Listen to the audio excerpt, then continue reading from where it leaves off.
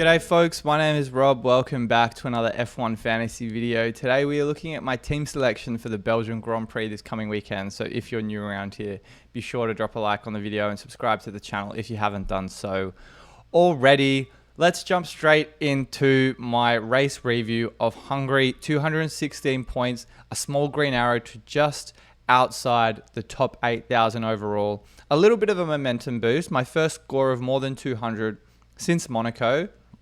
And I hope that can continue to be the case heading into Spa and beyond the mid-season break. But as you can see here on the screen, the bulk of the scoring was very much carried by Lando Norris, George Russell, and the Mercedes and McLaren constructors. Honestly, probably unsurprising that between Hülkenberg, Zhou, and Sargent, I had 1 point. I probably expected a little bit more from Hülkenberg, but that is just, I guess, the case sometimes with C-tier driver roulette. And I think all things considered, heading into the weekend, pretty good result. I looked at George Russell and Logan Sargent in for K-Mag and Pierre Gasly for a few days before the deadline. And I think that was where my head was going, assuming practice results shook out the way they did. Turned out to be the right decision, vindicated by the fact that Pierre Gasly DNF'd for the second race in a row. Now, I would say that's probably bad luck to a certain extent for Gasly owners, but I think reliability for Alpine is something that should be thought about a bit more seriously. Gasly's leading all drivers with DNFs now this season, his third for the year. And you look at years past, Ocon led all drivers in 2023 and Alonso led all drivers in 2022. So I do suspect this reliability concern for Alpine is only going to increase as the season wears on. Machine components wear down with more use, and we typically see that happen in the latter stages each year. So the fact that Alpine seem to have already experienced this a little bit so far makes me think they could be a little bit of an avoid now that we're seeing the likes of Haas, VCarb, who have turned it around a little bit, enter the forefront in our teams. Certainly because they're at the same price or just about the same price.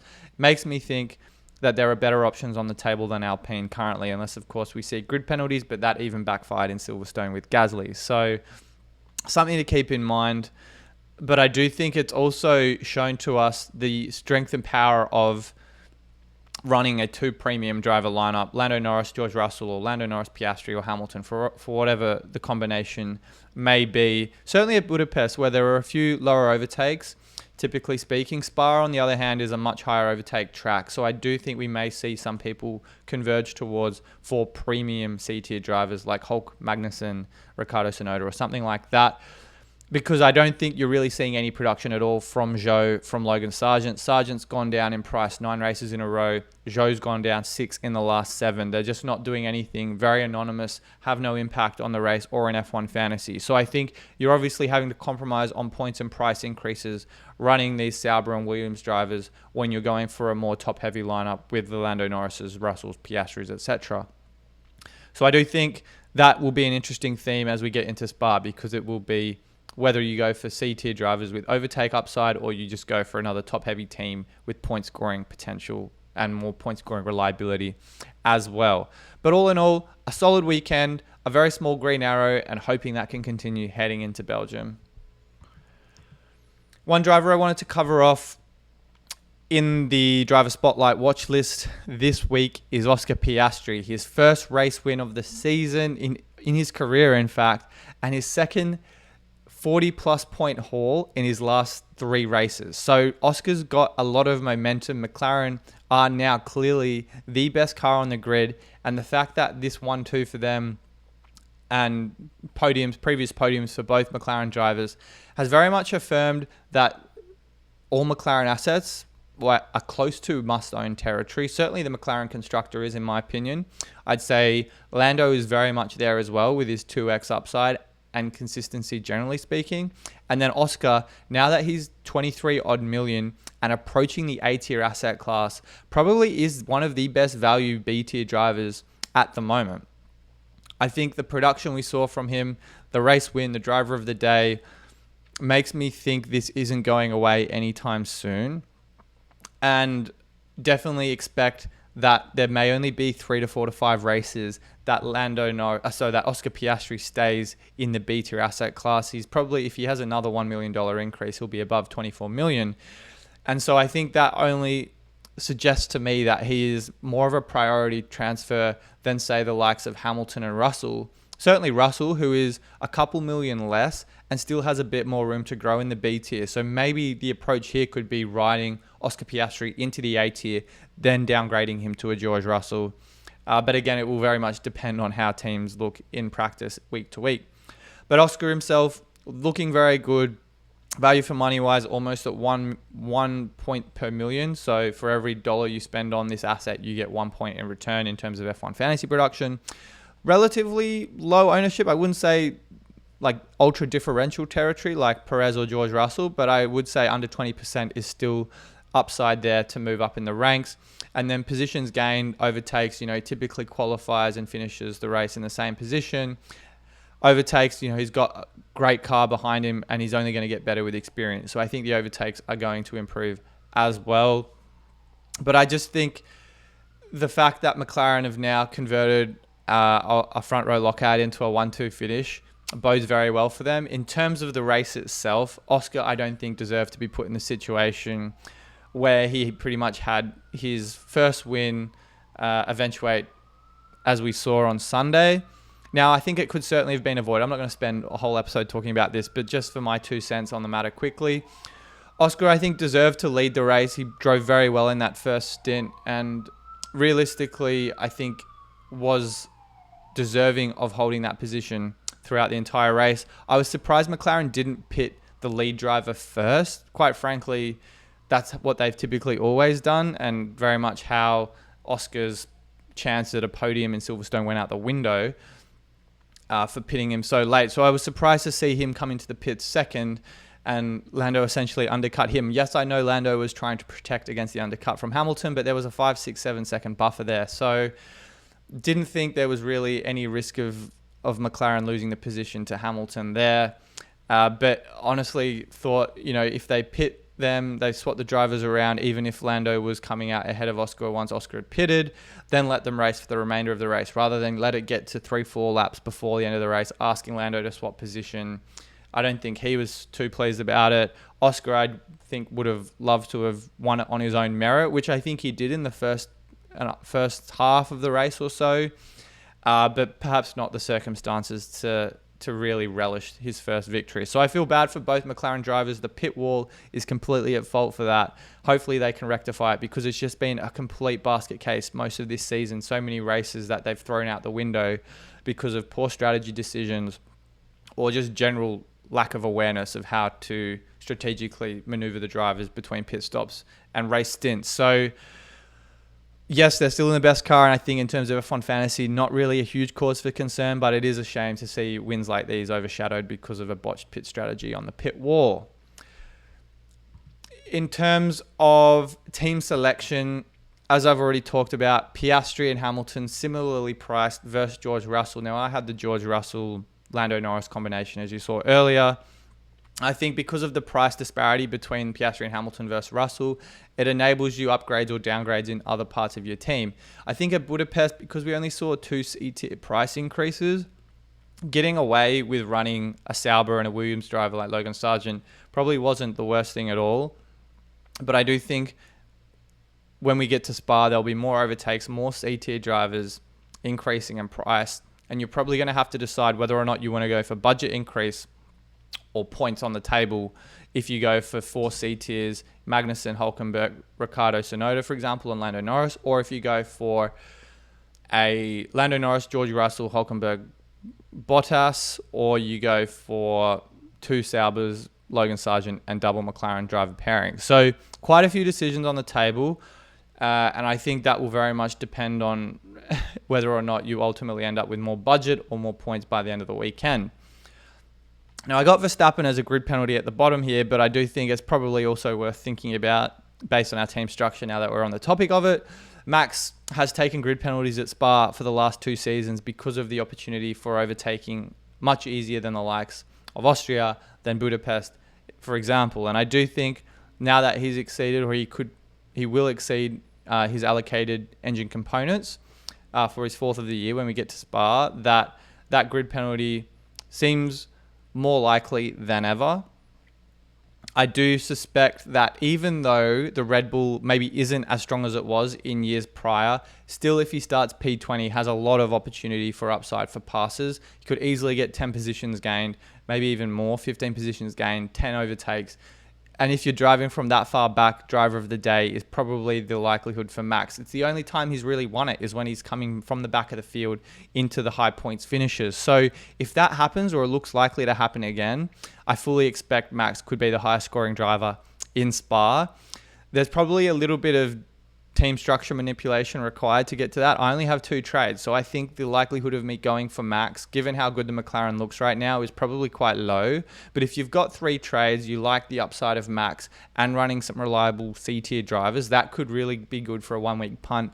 Maybe even consider wildcarding into another team if you've got that free at the start of the second half of the season.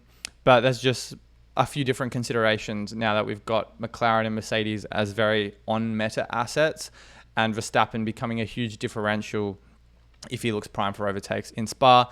A quick one on pit stops. It was the first race since Japan 2022 when none of the top 4 teams, Red Bull, Ferrari, Mercedes, McLaren, had any pit stop points. Now, I will say DHL actually had Sergio Perez as the second fastest pit stop, but for whatever reason, it wasn't recorded in F1 Fantasy in the game. So I'm not sure if there was a reason for that exclusion. Maybe it's been overlooked and they will correct that error before we get to the next race weekend. But if I don't see it corrected by the time we get to Spa, it probably is just a mistake on F1 Fantasy's part. Have they lost their magic entirely? I wouldn't say entirely, but I do think Red Bull have had certainly a much more checkered history with pit stops lately than they have in, say, the first part of the season. Now, if we quickly go over to F1 Fantasy Tools, sensational tool for statistical analysis in F1 Fantasy, VCarb and Alpine had all of the fast pit stops points. So Alpine actually had the 3rd and the 4th fastest according to DHL, but for some reason they've been assigned the 2 fastest. If you look at Red Bull, they've been very much in the mix for the fastest, sometimes the 2nd fastest, and almost always the 3rd fastest pit stop week in, week out up until about Monaco. Since then, they've had 2 races of 3 or less pit stops. Yes, they had 15-point hauls in Spain and Great Britain, but I think Red Bull's appeal for pit stops is drastically lower for a couple of reasons. One, because Perez's inconsistencies mean they're not getting teamwork points in qualifying. So if both drivers make it into Q3, that's an instant 10 bonus points. Because Perez goes out in Q1 or sometimes Q2, they're not getting those extra points that the likes of McLaren, for example, are getting. Both drivers from McLaren have been in Q3 in all sessions this year. And you're also losing out on the placement points that Perez would get. I also think because Max is really struggling with that car a little bit at the moment, we're seeing a little bit of inconsistency. He's probably losing the odd position here or there because he's maybe making rash decisions on track that he otherwise wouldn't need to worry about if the car was a lot better than its rivals. So I do think Red Bull, certainly at its price, when you've got McLaren already another A-tier asset, is just really not there. The upside for points, for price rises is just not there. So I think Mercedes is a very reliable B-tier asset and McLaren is the best car on the grid. Makes me think that the pit stop upside just isn't quite what it was in the first half of the season for Red Bull, where they were obviously much more dominant as well. But yeah, that's more or less kind of what the major considerations are for this week.